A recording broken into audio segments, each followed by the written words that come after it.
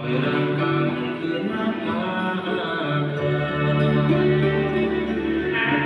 ักการเราค่ะการส่วนตัวนะคะ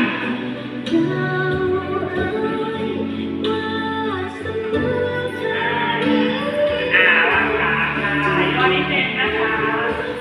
มีตัวเป็นฝักเองหลักการค่ะ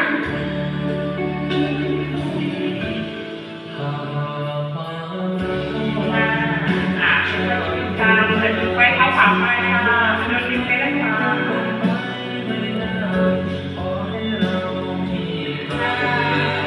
ไม่แตะไส้ของฟ้าค่ะ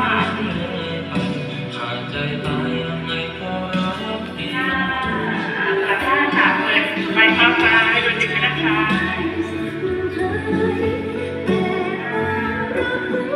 แต่ไส้ของฟ้า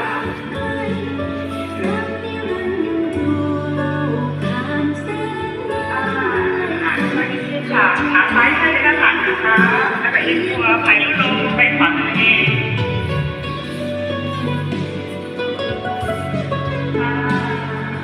ขวาล่างขา